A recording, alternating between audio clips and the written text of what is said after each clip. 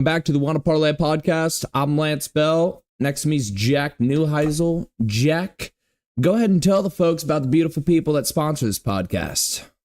I hate to give you a hard time right out of the gate, but how's my audio level coming in? Do we have audio levels coming in? Nope, we're all okay. Good. All systems go. A few of these times I've wasted a hell of an intro and then come back with bogus energy for the people. So here we go. This show is brought to you by Wanna Parlay, home of the $2 parlay and the world's richest parlay, where every day people are turning $2 into $2,000. We just concluded another one a week, and in addition to all the money won, we also have some special shout-outs to include in this weekend's Wanna prize packages. We start with the pick'ems, as always. In the pick six, Milwaukee Co. coming in first, second, and third. Lance, that's good enough for $1,350 won. Big time stuff for Milwaukee. Pick five, Unique 1225 wins $250. R. Willis coming in second on that leaderboard with $225. By the way, R. Willis started to make a name for himself. 6,527 won from R. Willis so far this year. In the pick four, Gators 33763 winning $200. The pick three, Clark, just Clark, winning $150. And then long legs, Viviana, God, you haunt my dreams, $125. Parlay Royale, B-Had, our boy Hayden, five. Four-leg parlay, pays him $1,000. Good living, B-Had, way to go. In the main event, easy money with a 9-leg, 168.85 multiplier. Vin V goes home with $2,000 on a parlay that only would have paid him out $337.70 on any other app, casino, or sportsbook. Wanna parlay, you're just too good to us. Some other names worth mentioning in that main event. Trev 9415 goes home with $500. Up fronts with two T's and a Z at the end goes home with $400. And it wouldn't be a leaderboard if we didn't bring up our boy Dialed Picks, winning $300 on that bad boy. And with that, Lance, sound the fucking alarm. Our boy has hit 50K in overall winnings. Congratulations, Cade. Way to fucking go. 50K. The first to get there. He is officially this program's Neil Armstrong. First to set foot in mythical land up there. So awesome stuff. Fun to see. Exciting stuff. Hopefully get him on the show to discuss. There was over 152 parlays in the main event this week, Lance. They got paid out. Outstanding stuff from the Wanna Warriors. You just love to see it. I remember the good old days where all you had to do was show up and get one on the board, and it got you 13th. And now we're paying out over 152 of these bad boys. So a lot of people going home with some good money. And as always, worth mentioning at Wanna Parlay, it's way more money than you're making anywhere else. If you're going to be playing a parlay, you might as well be playing it here. Reminder, the VIP contest, it just costs $2 to play, 100 entry limit. The winner is getting all expenses paid trip to national championship game in San Antonio. Losers are getting hex heads. You are an idiot not to take several swings at this. Currently on the leaderboard, Angdon99 has got a 38.99. I promise you it's going to be enough for a hex head. It is not going to be enough for a trip to San Antonio, so still wide open to everyone who's hearing this. Don't know how many entries you have in already, but I would chase it all the way up to 100. It would cost you $200, and you're playing for a value somewhere between $5,000 and $10,000. So worth the swings. And then one reminder before we start the show, Little Joe's Hookie Pass still being offered throughout the entire NCAA tournament and all of March Madness. Wanna Parlay is the co-sponsor on that. So if you find yourself in the Chicago area, get over to Little Joe's while he's offering all sorts of fun promotions, prizes, and parlay opportunities. We got a great show for you guys today. We have the man, the myth, the legend, Dialed Picks coming on the show today briefly to celebrate his uniquely owned real estate in the 50K Club. We got some March Madness check-ins to do and a whole lot of other sports stories. So strap it in. Lance, take us off. All right, well, you know how this Wanna Parlay podcast goes, folks. We start with accountability hour, and, we can't leave Tone the Goat out, so let's bring him on. Tone, can you hear us? Yes, sir, Ski. There he is. Let me start with KG Little Joe's in the chat. Dude, my Illinois got a beatdown yesterday. I was at the game at... Oh, he was at the game at Fiserv? Where? Does anyone know where the game was? Yeah. KG, I let you down on the texting there over the weekend. I had my own things going on with all those games happening and my own holes to climb out of. Drinks were had, bad decisions made. Ultimately, a hell of a comeback story. I won't waste everyone's time with that, but that was my weekend. I apologize for being a little dead on the comms. And he said, man, they had more turnovers yesterday than my local bakery. Tough stuff. I personally didn't see Illinois going as far as they did, so hey, at least they did better than Lance Bell's Thoughts? All right, let's get into No, Lance. accountability. I'm looking at a 2-0 here for you under accountability hour. I know, Your last picks of the Thursday show were good. Yeah, I'm excited to bring these up. I mean, Michigan money line, they covered by half a point. That was sketchy, but I like the money line. It wasn't too bad, and that was a sweaty game. They started out, it looked like Michigan was just gonna kind of have control the entire game, and then really got close there at the end. And then Drake plus 6.5 against Missouri. That was good stuff. I love it. Boys at Drake, they hooped. They won outright. It was great stuff. So yep, 2-0 from Lantz. Jack, talk to me.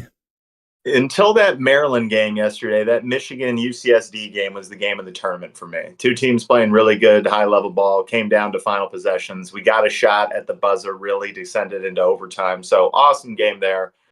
Massive respect for the boys from UCSD. And then as far as I go, road Arkansas. Got a little sweaty there late, but great game there against Kansas. One of the better first-round games. Arkansas still alive, got themselves all the way to the Sweet 16 with a big upset against the Johnnies. And then I took the other side of that, had UC San Diego. So for as much love as I have for them, they screwed me. Make your shots late. So I go 1-1. Tone, do you remember what you had? No, I don't. I don't remember what I had you down for a 1-1 finish, bro. I had you Michigan minus 2.5 versus UC San Diego. You go ahead and cover that by the half point. And then you had Missouri, or at least I hope I was interpreting that correctly, with the anti-Drake sentiment right there. You had Missouri not covering the 6. You had Drake with the first-round upset there. And then worth bringing up, our boy Lonnie went 1-1. Duke money line versus Mount St. Mary's, and then Norfolk State did not pull off the miracle. But they did pull off a miracle backdoor cover. So worth mentioning, both of Lonnie's teams did cover their number in the first round. So not a bad run from the boys here. Still in the plus column. Wow, Tone, we were if you just followed your boy and stayed with me, we would have been 2-0 together, but you just had to say Drake. Drake. Pull out a little soldier boy. Good stuff. I got Cade here in the waiting room. Should we bring him on? Oh, we have to bring him on. Tone, this is you'll hear when I talk to him right here who this guy is. Cade, can you hear us? He's working on it. Oh, all right, there he is. Hey, Cade, we were just teeing you up at the top of the show, but for everyone that missed that, this is Wanna Parlay's Neil Armstrong. He's the first ever to set foot on the moon and the first member of the Wanna Parlay 50,000 Club. Uniquely by himself, owns a little house in that special club. We're just here to celebrate you, man. Congratulations. Take it in. 50K, brother. Unbelievable.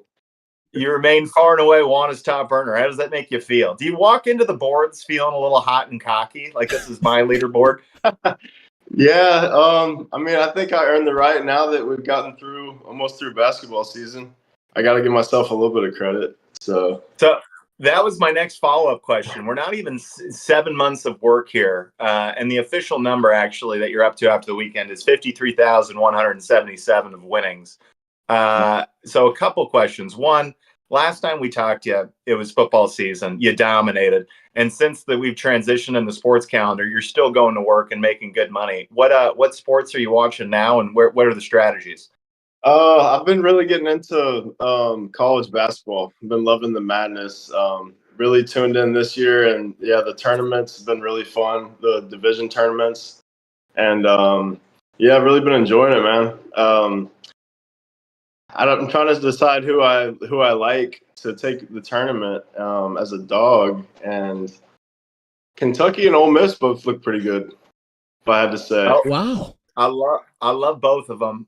Kentucky getting game 3 against Tennessee. They're 2-0 on the season against them. And then who's Ole Miss got? Michigan State down there at the bottom of that region? Yeah. So 2 big-time games there. What do you think about BYU? I got one bracket that's got a fighting chance to make money, and it's got BYU to the Final Four. Yeah.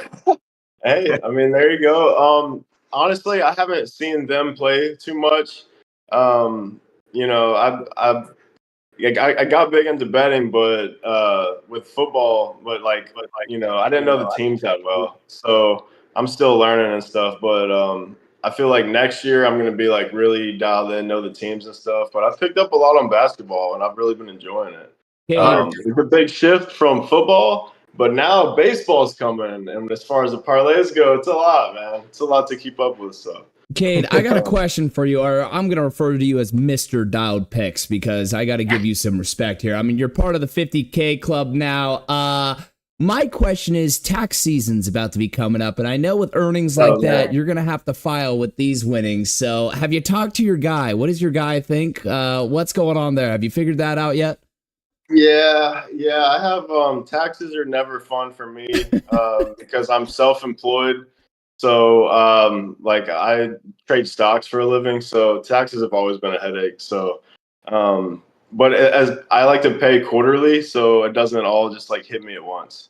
Hey, so that's kind of that's what I do. Yeah, because some people like taxes are enough to wreck them at this time of the year. Hey, so I try to avoid that. I think you should say you do day trading or trade stocks, whatever you do during the day, and by night you're a professional gambler because you're in this 50K club and there's no one else even near it. It's unbelievable. Shout out to you. What he does, Lance, is pick winners. That's what he does. He does it by day. He does it by night. He just changes markets. That's so true. That's so good. It's a roller coaster, man. But yeah, I've been enjoying it. I like it, man. The sports, like getting into the sports at night, stocks during the day. It's been a good ride. Okay. Well, we won't take too much of your time, brother. Thank you so much for coming on. But all in, you've had 191 separate parlays hit on this platform. Damn. They've ranged from $2,000 wins all the way to free tickets. But now after this weekend, all that adds up to 53,177 and a little change. Won a parlay, and give or take the last 200 days. So we ask every single time you come on the platform, but anything fun this money's going towards? You spending this thing on anything cool? Any vacations? Honestly, man, just trying to be smarter with my money, and saving, stacking, investing, paying off anything I had owed in the past. I had said before I had a rough last year. So finding Juana late into the football season, stumbling upon Juana off that Instagram ad, ended up serving me pretty well. Yeah, Cade. But by the way, that's why you're you and I'm me. That was a big, professional, grown-up, responsible answer, and that's why I'm not. I can't claim the last 200 days that you've claimed. Yeah, but it's been awesome, man. I'm loving Juana. Excited for baseball season now to see the shift, the change of seasons, and seeing the app develop. It's been really cool, man.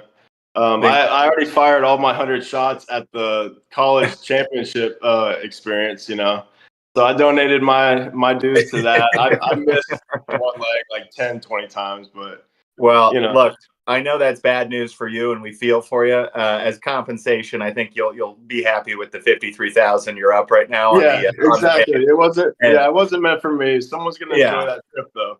So and then the back end of that is phenomenal news for anyone else that wants to play in that thing, that you're out of the competition right now. So again, to the people, that thing's wide open. Dialed Picks is officially out. It means it's available. Yeah, don't worry about me coming to snipe it. You're good.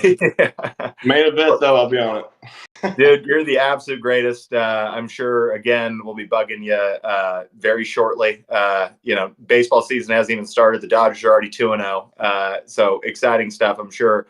It'll be another main event for you shortly, and we'll be bugging you again soon thereafter. Yeah, I hope so. All righty, brother. Take it easy. Thank you so much, guys. It's a pleasure. 50K, man. Later, Dialed Picks. Legend. See you guys. There he is. There he goes. 50K one for that guy. So let me just say something really quick. This is a little good news and a little motivation for all you out there. There will be another Dialed Picks. This is the first of many stories to come on Wanna Parlay. The next 200 days could look a lot like this. 50K you never planned on, going to exorbitant tropical vacations, coming up with some kind of foreign girlfriend or boyfriend, no judgment. It's your fantasy world. You go ahead and live it. Do with it what you will. Just make sure Wanna Parlay is paying for it. 200 days, man. You could make 50K. We just proved it. Man, it's unbelievable. I just have never seen myself being that successful in the parlay market because I'm the type of guy that's just always one leg away. I'm always one leg away. He isn't. That guy's just a straight shooter. He's a sniper. He's unbelievable. We got to get him like a purple jacket or something because the numbers are crazy. The numbers are crazy. The fact he picks winners. That call out, Jack, that was hilarious. He just picks winners. Tom, we haven't had that guy on the show since you've become a regular fixture of the program. What do you think about a guy making $50K over the last 200 days on this thing? Man, 50K in that small period of time is freaking phenomenal. I've been sniping him myself. I've been seeing him on the leaderboards or whatever. You know, I'm fairly new to want to parlay myself, but when I first got on, I want to say like Dow picks, and it was one more. I don't know how to pronounce it. Gore guy. It has a G in it. Garibaldo. Yeah. That guy's ducking me on the text messages. Yeah, but I was always seeing their names on the leaderboard. So those were the guys that I was sniping, man. You know, so salute to them. I definitely think they need a purple jacket. I think we definitely need to have some kind of honorary. You know, that's crazy. In that short period of time is crazy. You know what I'm saying? So salute to Dow picks, man. He's definitely dialed in. So damn good. All right, boys, let's talk a little March. You know, we got the topic here. Of course, we're talking March Madness. There's no perfect brackets left. That fairy tale is always long gone, usually by the Sweet 16. Jack, you've got some fireworks going in one of your brackets, it looks like. You want to talk about that? Yes, I do. I just have to take a moment. It's more self-deprecation than it is anything else, but I'll steal the moment and give myself a pat on the back. There are zero perfect brackets remaining already. Nobody survived the first weekend this year. So that $1 billion already gone. In one of my brackets where I really faded what I felt great about, some of my heartfelt takes, and put a little bit more of just common sense out there, a little bit more brain, a lot less heart. I'm 99.5 percentile. So I'm just loving that shit. And now I'm rooting for this weird quasi thing that I don't see playing itself out. But because of that, maybe it's just destined to play itself out. And that's I got Auburn winning the national championship in that one. So we shall see. We'll see what happens. There's a couple things though on here, Lance. We got a couple days before we're back in action. Some killer matchups, by the way, in the Sweet 16. I'm freaking stoked. But just some overall observations going from the bracket right now. The first one being it's super chalky. All 16 teams that are still alive are from the major four conferences. You're got 7 from the SEC, 4 from the Big 10, 4 from the Big 12, and 1 from the ACC. So St. John's, the 2 seed, doesn't get home. None of the Big East makes it through. And then certainly none of the Midwest or Mountain West or American Athletic Conference or anything like that. So a little bit bizarre from that front. All 4 1 seeds still alive. No upsets from there. Got 3 2 seeds still there, 2 3 seeds, and 3 4 seeds. So all in all, 12 of the 16 still alive are if you chalked it straight out. The 4 outliers, you got Michigan, Ole Miss, BYU, and Arkansas. Between Michigan and Arkansas, you've got a couple coaches with winning records in the NCAA tournament, and Coach May and Coach Calipari. Ole Miss is Coach Beard, who before getting kind of released at Texas was like one of the most highly regarded coaches in college basketball. And then BYU was one of the hottest teams to close out the season, beating Iowa State on the road twice. So even those 4 teams as your outliers, all major conferences and all had pre-tournament signs of teams that could make a run. So 16 teams all playing really good basketball, all probably could have seen it coming. Shocking there wasn't a perfect bracket in this year of all years to make it, because that's pretty chalked out when you really think about it. No, 100%. This is the first time in the tournament's history that the Sweet 16 is made up of all just major conferences. That's something I saw, which is, honestly pretty bizarre to me. I would have thought at least one time in history this would have happened, but hey, there's a first time for everything.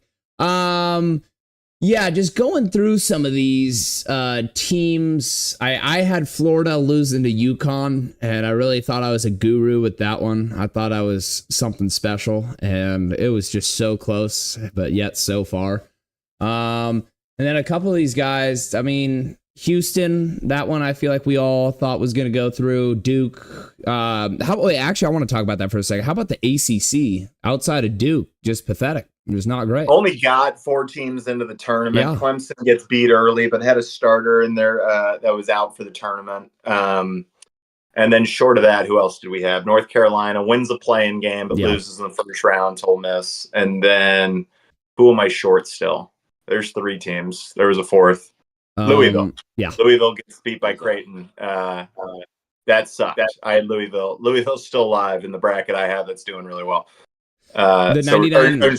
Excuse me. Louisville was still alive in the bracket I really cared about. I took a Louisville the Elite 8 in that bracket. I see. So the one you don't care about is the one that's just gone to 99. So overperforming. And that's just how it goes, man. March. No heart. This is the most I've known about college basketball, and I still, barely knew shit, but I kind of had an idea of where to go a little bit in the matchups, and it's the worst I've done in March Madness in my life. This is the worst. So it's starting to tell me the more and more you just know about basketball, the worse and worse it gets. So, that's tough. KG Little Joe's in the chat. Oh my. He says, hey, before I forget, did you see my Bulls beat the P. Diddy out of the Lakers the other night? All right, KG. I will say I do have a headline for that later on in the show, so you'll get your flowers when you deserve them. But for now, just pipe down over there. Illinois ain't in the tournament anymore. I know. I had to throw my shot. It's a cheap one, but I had to throw my shot. Before we get off the bracket, how was the party this weekend, by the way? Phenomenal, man. We had some winners of the Parlay Party contest that won a Parlay sponsor. That was dope. If you was in the Atlanta area, you seen it pop up on your app. We had a great attendance. It was crazy, man. We actually had people that actually placed in other contests too on the one or so. Hell yeah. Live in person. Yeah. That's awesome. Well, good first weekend of the tournament. I'm stoked. The matchups we got coming back next week, I want to watch every single game. I find myself wanting to bet on every underdog in all these spreads. I was gonna say too. I just want to put out there, Jack. I don't know how you think Florida's gonna get past Duke, but we'll save that. We'll save it. Yeah, we'll save it. Yeah, we'll get there. We got 2 more shows before these teams start tipping it off again. I was just gonna throw it out there. I was pretty freaking depressed this morning when I realized there was no March Madness to just wail on. There's just no action in the morning. I got to do spring training baseball, and I'm like, you know what? You talked to me about a year ago, maybe 2 years ago, I would definitely be in on spring ball, but no, I got to stay away. I don't know how you guys do it with the Eastern time zone too. You got to wait till noon for games to kick off. We're rolling out of bed here at 9. Got game 1 already on the TV. Good living. Yeah, that's beautiful. I don't want to switch subjects, but I hit Carson personally like, man, it's this esports game. I'm like, can you get this on the board, man? Because that's the only thing that start early over here at 6 a.m. It's like video games. I love it. That is so awesome. Lance, I had a quick baseball update in here just because baseball is officially coming back this week. Just wanted to throw out some early thoughts. Didn't have to take too much time on it because we're still not really into it, but just wanted to throw this out there, some ideas if people are thinking about betting on Thursday baseball this week. Obviously, the parlay game, tough to play futures, but I was looking at a couple futures just to get a sense of how Vegas is thinking about these teams in terms of value and where they kind of see them to kind of a pecking order. And I think they've got a couple of these teams fucked up. So I'm seeing some angles, some early value in the early part of the season. To bet against or for some teams here. So I just want to throw some out. First one out of the gate, Dodgers 103.5. It's not like it's a secret that the Dodgers are the best team in baseball, but this is a team that's genuinely going to challenge for the best record of all time in baseball and go for 120 wins. 103.5 ain't enough. 103.5 ain't enough. This is a team that won 103 games last year, and they added Blake Snell and a host of other guys, Sasaki from Japan. So, yeah, best of luck, everybody involved. But 103.5 ain't enough. Anytime you want to tack the Dodgers onto a parlay, it's usually a pretty good call. Mets, 90.5. I don't know when it's going to come, but be aware of it. They're going to have a stretch of issues. This is the team that got really hot at the end of last year. A lot of the team thought in spots, played the best series against the Dodgers. They add Juan Soto for $800+ million, which is still crazy when you think about it. They're not doing deferred money. That's up front. You guys getting $800 million. Absolutely nuts. They're from a pitching and a rotation standpoint, they're not quite a finished picture. So I think the Mets 90.5. I still think, and especially the NL East that they find themselves in, you got to go up against the Braves, who without Acuna last year still made a wild card spot. You got to go up against the Phillies, who think they're coming back and be contenders this year for a World Series. And then you got to go up against this Nationals team that's projected just 71.5 wins, that has had multiple number 1 overall picks or number 2 overall picks the last couple of years.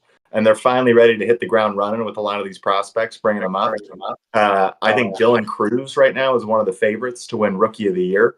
They bring in Nathaniel Lowe to play first base. So I think Washington 71.5 is not enough.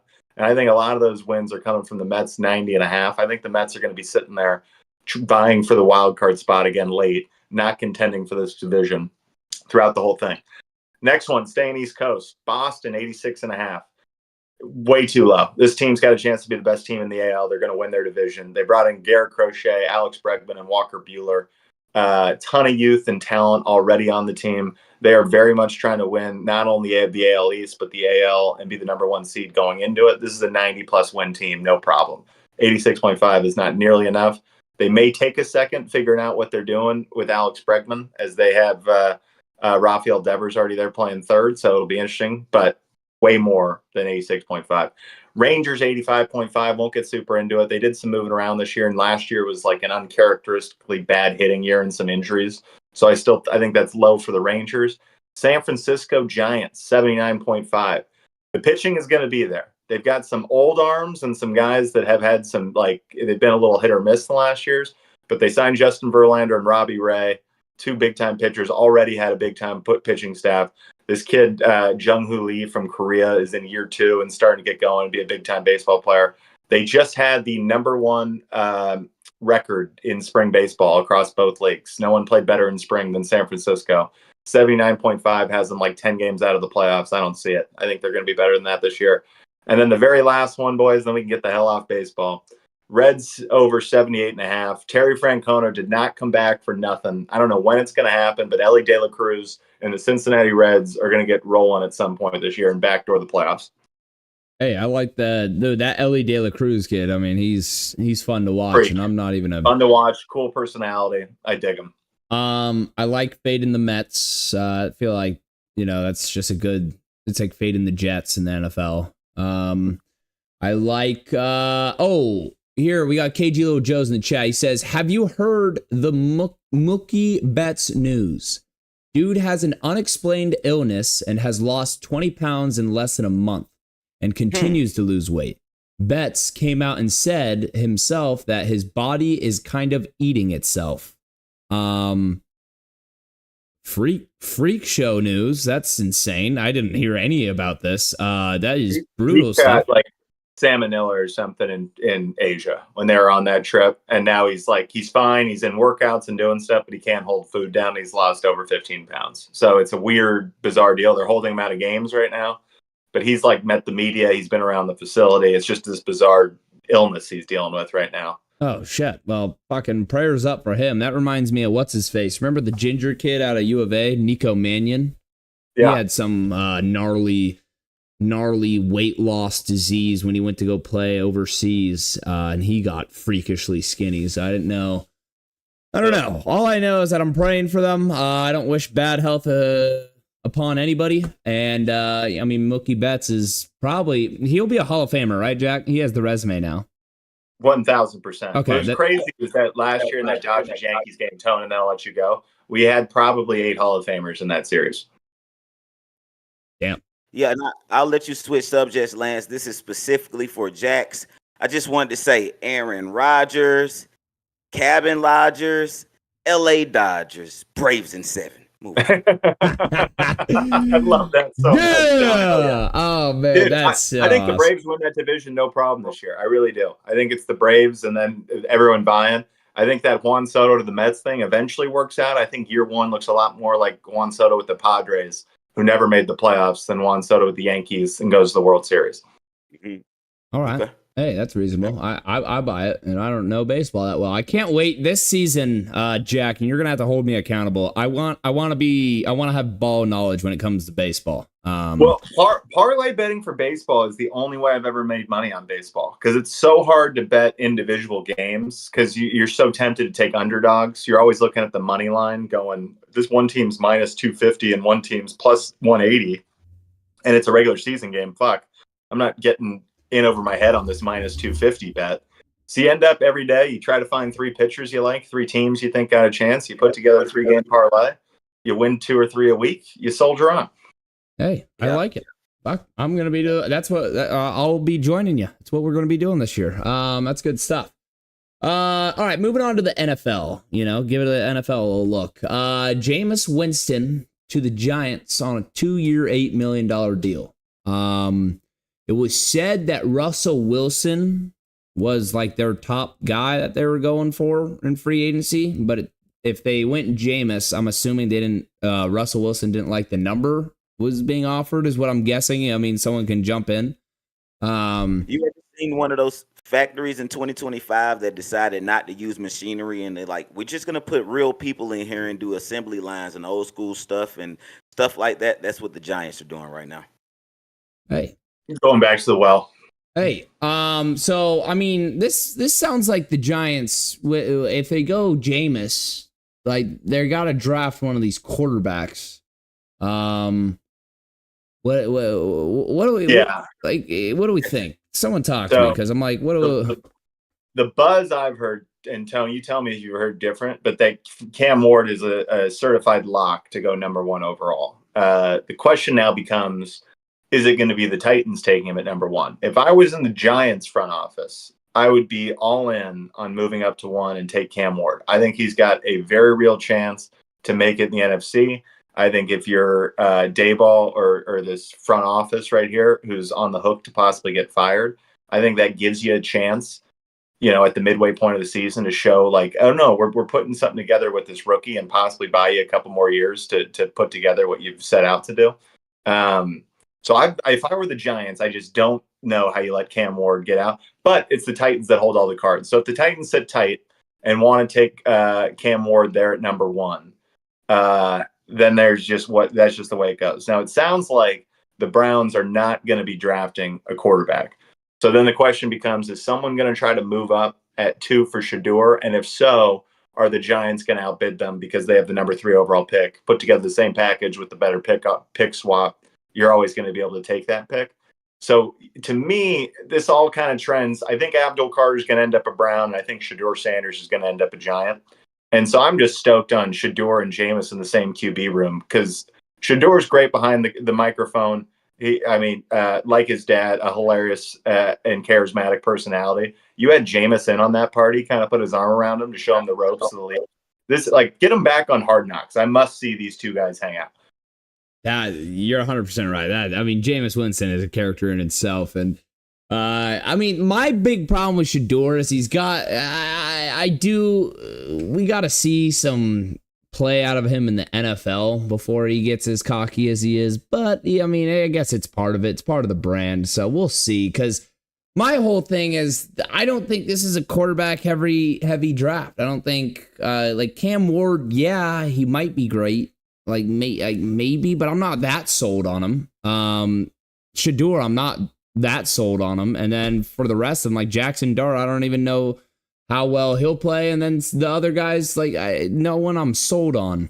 So this is the organization that took Daniel Jones with the shock pick, number 4 overall. Hey, I think go completely rogue and take like a Tyler Shuff from Louisville, who got hot all of a sudden around the combine.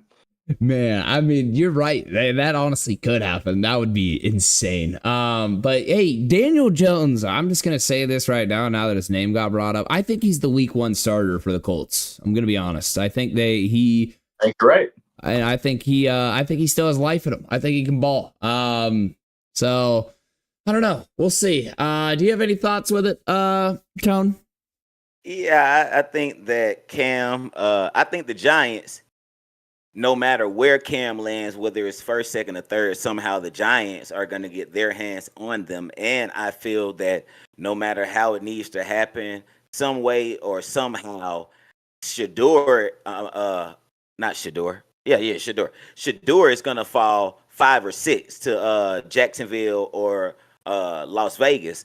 And to throw in there, Lance, I will go as far as off the limb to say that Shador will end with the biggest arm of all black quarterbacks to ever play football. That's what I think. You're talking about some big time all arms. Black quarterbacks that have ever had big arms, big yardage, big numbers in touchdowns, big crazy, very little rush yards. I see. I see what you're saying. Yeah, he'll have the best. He's going to be the biggest arm. Let me make sure you got Patrick Mahomes is on that list, right? You're not trading him to our team. Yeah, and I'll tell you what's crazy in our crowd, man. Sorry, I gotta laugh at that one. That's funny as shit. You're not trading him to our team. In our crowd, in particular parts of our crowd, you got Barack Obama, Patrick Mahomes, and others that just don't go down as full black man. I'm gonna be honest. This is what us blacks have. These are our conversations, and they know. They know. Hey, if you say it's valid, I believe you. Yeah. I'm going to stay the heck away from it, but I absolutely do believe it. I will say, though, you got some monster arms in there between your Donovan McNabbs, your Dante Culpeppers, even Mike Vick, the pride of Atlanta, the lefty, when that guy slung it. I mean, holy shit. So I like the take. I will say I keep flip-flopping on Shador's film, where I keep thinking I see the bust because I don't see a lot of mobility. And if he's going to get taken to one of these bad O-lines, I just see it starting badly. And he's such a confident kid. I don't know that I guess the first year at Colorado, he had to kind of will a bad team to success, even though they had skill position players, the offensive line and everything. So maybe. I will say the BYU film is what I kind of crushed him on. And I went back and watched a little bit of that game. He is making some all-world throws under a world of duress back there. Like he's definitely got some shit to him. He's definitely... Between him and Cam Ward, both excellent second-level throwers. And he's got both of them also have the ability just to taper back and throw some off-speed pitching on the shorter routes. So I don't know. Originally, I had bust written all over him, and now all of a sudden I'm talking myself back into he is a first-round talent. He's got a chance to succeed. So we'll see. We shall see. And, Tone, I think the Vegas thing is super interesting because I'm with you. I don't know, with Russell Wilson still hanging out there, Aaron Rodgers still has to commit himself to the Steelers, a couple different Kirk Cousins, who knows where he lands. I could see Shador slipping back to where he was originally kind of put in the mock drafts, which is kind of in that 5 to 10 slot, right where Vegas is. Could absolutely see it. So good call there. Dude, and you also make an awesome point with how pathetic Colorado. I think personally, Colorado's O-line has been pathetic. Ever since Prime has been there, and it's not any coaching or anything. It's just they didn't have bodies. They didn't have the guys. Like they have linemen that look like they don't even break 300 pounds. So it's like some quick game shit. A lot of NFL intermediate throws too, where you're asking guys to sustain for 3.5 seconds and shit like that. And Shador's again not as mobile as people want to credit him. So. There's a little bit of both going on. I flip-flop back and forth on this guy. Yeah, because I'm just thinking, I'm like, okay, Shador gets drafted to the Giants, right? All right, who do you play twice a year?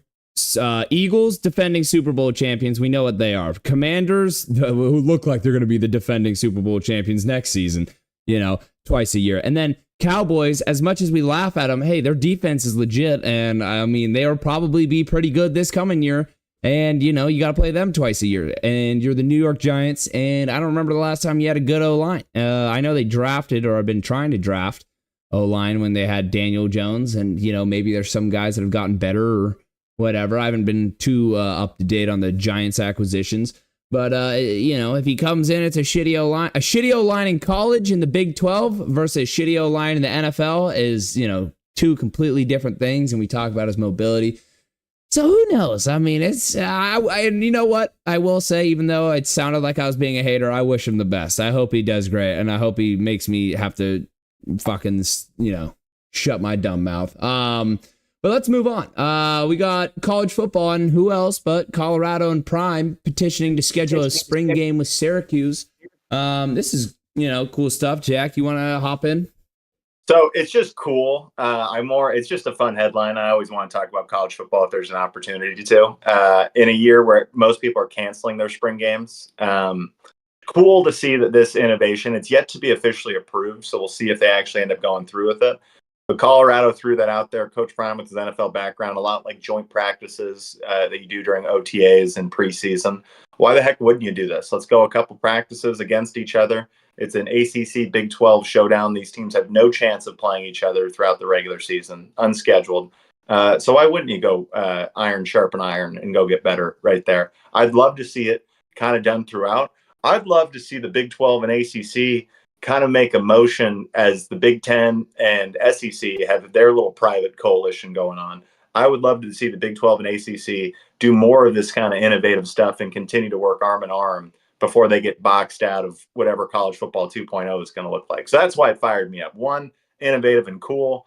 Second, Big 12 and ACC working together in what is a massive year for both conferences. Have to get a combined 4+ teams into the dance again. Last year got a combined 4. The second that number dips to 3, we're in a world of trouble here. Teams are going to start falling by the wayside.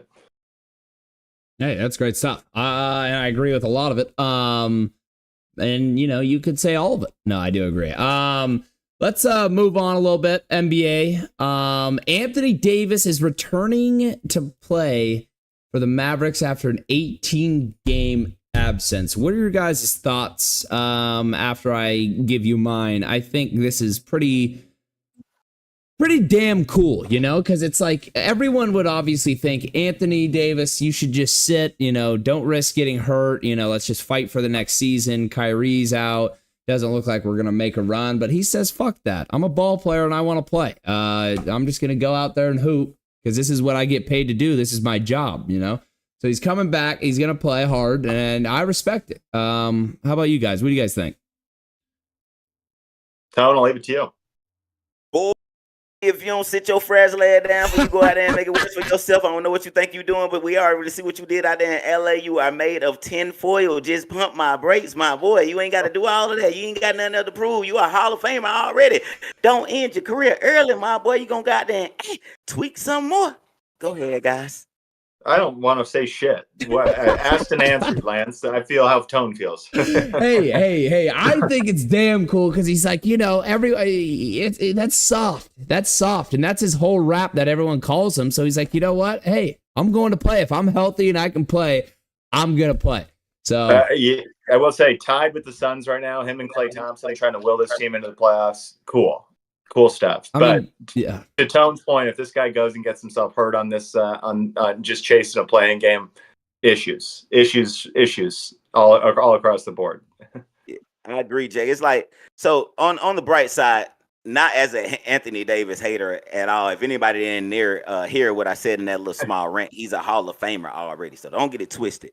But it's like, if I just traded for you and you're my new piece, and what I was trying to pair you with and what I was trying to build isn't there, I would just leave it up to the rest of the game. If we can get near, then maybe play them playoff time. But let them at least let them sit this little bit. Y'all still in contention, and even if y'all get in, are y'all really able to really? We got it's beefy over here in the West. I'm saying it's not an easy quest, but salute. I will say now, for his legacy, if he could get with Klay, Max Christie, and the rest of those guys and get deep into those playoffs without Kyrie and with now that will help out a lot of his legacy. But man, you're fragile. Tone, I hear you 100%. Like if he goes in and we talk the what if game and he does get hurt, I mean obviously it'll look stupid. But hey, say he gets hurt and he's out 3 months. Well, he's got the whole offseason to deal with it. But no, yeah, I mean he's now the centerpiece for Dallas. So why I like it so much is he's showing the fans like, hey, I'm coming out and I'm playing. I ain't this fragile. I know I got hurt, whatever, but I'm still gonna give you my 110% effort every damn night when I'm ready to go. And hey, I'm ready to go, so let's play. And if he could go in there and get sneaky, I mean, imagine Imagine who's the 1 seed. So he could only get to the 8th seed if they win through the play-in. So they'd play OKC. If they could, I mean, just give like say even steal a game off them. I mean, something, make it interesting. You're like, holy shit. I mean, even the expectations for next, Tone's shaking his head. He doesn't see it. Hey, I mean, I like it. I give the salute to him. I mean, but I do understand where you're coming from, Tone, 100%.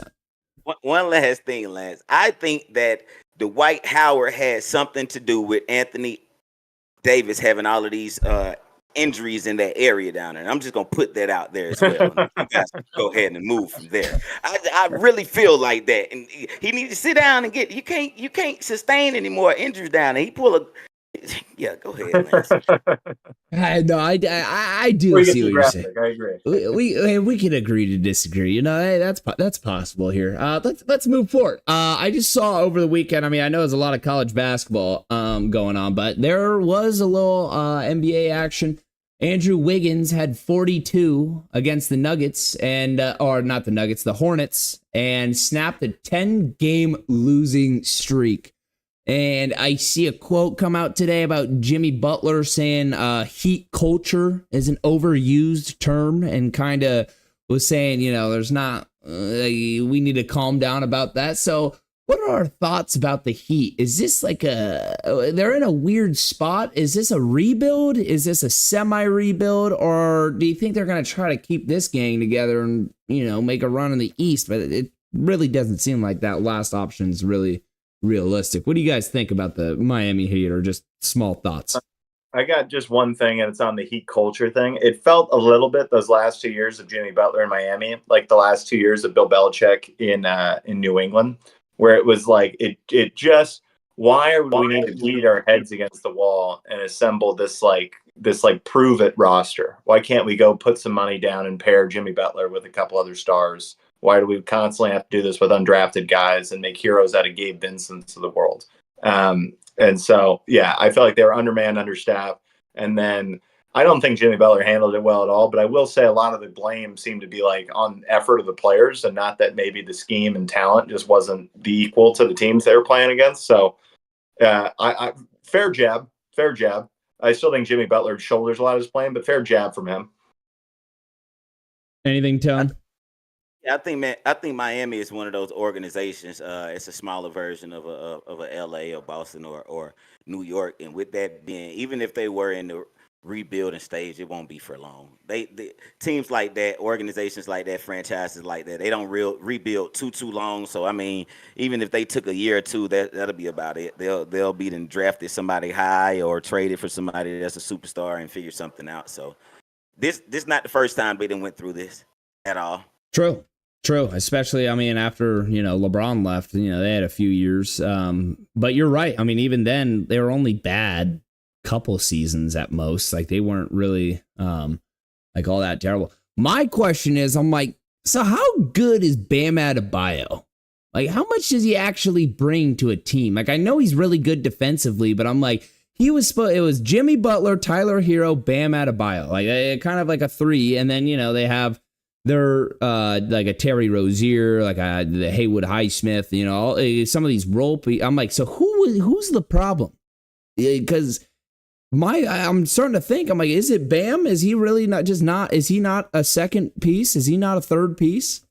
I think Bam is legit two or three option. I don't think he's at all a one. No. He's not, and I think the same can be said for Tyler Hero, where I don't see a creator really out of him. I see a really stellar catch and shoot wing player, but not a lot of setting it up for other guys, bring the ball down the court and set up the whole offense. And then certainly you're getting most of his effort on the offensive end, so not getting it on the backside of the defense. At least Bam Adebayo is a legit defensive player of the year contender. And then you're getting a lot of the high pick and roll stuff, but you just need a premier point guard with that group. I mean, imagine you could stick. I'm trying to think of a point guard who could really win. But I guess Steph Curry. Just swap out, the cast at Golden State and put those two guys with Steph Curry. I think that all looks pretty fucking special. So I guess is Jimmy Butler? So was Jimmy Butler is he not a one anymore? It must be. because think about it. There's a reason it stopped working. And, they stopped winning first, and then there were the problems. It wasn't like they were winning and then there were problems. Who is it? I think there was a Jimmy Butler quote early in the early days of the Golden State transformation, where he's like it's that don't play to me, play through me kind of deal, where setting him up and isolate him as the one and ask him to create. I think he does a lot of his good work off ball as a cutter, as a slasher, that sort of stuff. And so maybe within that offense, he was asked to just be too on ball too often. And I think in an effort to kind of ingratiate with the team early with the Warriors, they did a lot of that and tried to set up individual plays for him and make sure he got his box score numbers. And now you're kind of seeing him fit into this team, fit into a Steph Curry offense where he can just be this kind of playmaker that exists outside of what they're usually doing. Yeah. KG Little Joe's in the chat says, Jimmy Butler is always the problem. Before the season is over, Butler and Green will get into it. Wow. KG. So, KG, I know Little Joe's is based there in Chicago, and that's where Jimmy Butler started. So I can't imagine you're the biggest Jimmy Butler fan in the world. So, I'll take that with a grain of salt. Let's move on because I got to this is where I give KG his little shout out. I hope you're ready, KG. The Browns return spoiled by KG's Young Bulls squad. We got to give Chicago a shout out when we can because, the Cubs are 0-2, but the Bulls did get a somewhat meaningful win. I didn't get to watch the game, boys, but I got to see the box score, and it looked like these young studs were just excited to be in LA. Shot 58% from the field, and I'm pretty sure north of 40% from three. They were just making everything. They scored 146 points at Lakers. I mean, on the road at Lakers. So it was one of those games I think they just couldn't miss. Does anyone have anything specific or want to bring up about this game? I got one thing, Tone, I'll turn over to you. It's not even about the Lakers. Not worried at all. Betting heavily across a lot of Lakers metrics tonight. Matas Buzelis, that rookie, can fucking hoop. First time I've noticed, heard his name, seen him, any of it. That guy can fucking play. Excited to see his career. Congratulations on the draft pick, Chicago. That guy's a fucking baller. I agree as well. And how about the Giddler? The Giddler's a player. He's real stuff. You're shaking. He can play. He had 8 steals in that game. I think his stat line was something like, I don't know, 12.17 assists, 14 rebounds or something with 8 steals. He almost had a quadruple double. So the guy, the Giddler's best moments in his basketball career will come in the bronze medal game in international competition. Wait, did that happen in the past, or are you just saying that's his career? That's the ceiling. Yeah, bronze medal, big time highlights on the Australian national team. Yeah. That's hilarious. KG Little Joe says, dude, they shouldn't be showing beatdowns like that on TV. I mean, come on. I mean, KG is loving this. I mean, this is your Super Bowl, KG. This is you and your Chicago Bulls, or this is your NBA Finals. It was beating the Lakers at home. He says Gids is a walking triple-double every night on this team. Is their head coach still Billy Donovan? Yeah. Right? That's right? Yeah. I believe so. So Billy Donovan's got these kids hooping. He's got these young bucks. I mean, Kobe White was like 12 for 17. I mean, the guys couldn't miss. They were hooping. Good for them. Good for you guys. And that's all we got for headlines. KG Ocean Joe's talking about Billy Donovan says, yeah, he sucks. He needs to go.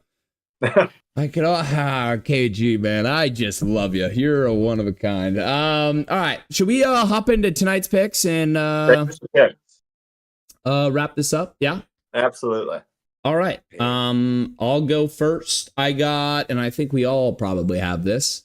Lakers -4.5 at Magic. Bounce back game. I believe I would take 10.5 if they offered it. I'd take an alternate spread. I think they blow the doors off them. The Magic are a really good, ratings wise, a good defensive team, but Lakers are unguardable, so that just won't help them. They'll have to shoot the lights out to have a chance to beat us. So that's the first pick. Scotty Barnes over 30.5 points, rebounds, and assists. The Raptors take on the Washington Wizards. Shit versus shit. So I think there'll be some stats for him in that game. Alex Sarr, the rookie for Washington. I have him over 2.5 steals plus blocks. Like I said, shit for shit. So I feel like there's going to be numbers in this game. They're going to play hard just to play hard. You know how it goes. Jaylen Brown, over 24.5 points plus assists. Celtics are at the Sacramento Kings. Jaylen Brown went to Cal, so he's returning to Northern California. I don't know how realistic that narrative is, but I just came up with it right now, so I'm riding with it. Jason Tatum, over 7.5 rebounds. And Devin Booker, the Suns take on the Milwaukee Bucks. And, these teams, or at least Devin Booker is probably the only one that's was on that Suns finals team. But he doesn't like Milwaukee, I can't imagine. He doesn't like him over there. So I have him over 33.5 points and assists. And those are my picks, parlay and individual. I'll see you for the winning tickets tomorrow. And Jack, go ahead. I'm going parlay and individual as well, and I'm going to motor through this without a whole lot of explanation because 3 of these games are tipping in 3 minutes, and I know Tone's going to have some action in this early window as well, so I'm going to motor here. Lakers minus 4.5 versus Magic. LeBron over 1.5 made threes. LeBron over 7.5 rebounds. Luka over 7.5 rebounds. Lakers over 109.5 points, and then just one other game to sweeten it and take this whole thing as a parlay as well. Mavericks minus 2.5 at the Nets. Believe in the Mavs comeback. Tone, all you. All right, we're going to run through it real fast since we know we're tipping off. This is the shortest list that I've ever provided. We're going to start with the money lines and spreads. Lakers minus 4.5. Denver minus 3.5. Dallas minus 3.5. Over to the player props. LeBron over 22.5. Franz Wagner over 0.5 3-pointers. Doncic 14.5 assists plus rebounds over. Vucevic 6 rebounds over. Gabe Vincent 4.5 points over. And Anthony Davis 18.5 points over. And that's the lock of the night. Hopefully he doesn't sprain something or pull something. I love it. And we got this all in 2 minutes to spare, boys. That's a hell of a podcast. That's a good run through right there. Way to go, everybody involved. Let's go. Jack, you want to hit us with the outro? Absolutely. This was the Wanna Parlay podcast, home of everything Wanna Parlay, the proud father of the $2 parlay and the world's richest parlay, where every day people are turning that $2 into $2,000. Today was a great show. Thank you very much to Kay, aka Dialed Picks, for coming on. The proud member, new member, and only member of the Wanna Parlay $50,000 club. Guys officially won $53,000 in the last 200 days. Those stories are going to be available. We're going to have more Cades coming up down the pike. So make sure it's you. Get over to Wanna Parlay. Start getting parlays submitted. We'll be back the same time tomorrow at 6 p.m. Eastern, 3 p.m. Pacific. Celebrating more Wanna winners, updating you on the latest Wanna leaderboards, and talking all things sports. Reminder, the VIP contest is still open. The winner is getting an all-expenses-paid trip to San Antonio for the Men's Basketball National Championship. Go live it up on the Riverwalk on Wanna's dime and see what promises to be an epic conclusion to the 2024-25 college basketball season. Lance, that's all I got, pal. Take us out. KG Little Joe's has Lakers minus 4.5, Denver minus 3.5, Orlando's Banchero PRA under 39.5, and Tatum under 27.5 points. So keep that out there. I forgot to mention that. Thank you to everyone that joined in the chat. We appreciate you showing up and showing out as always. Jack, KG, and I meant Tone. I will see you guys tomorrow. It's been a pleasure, and see ya.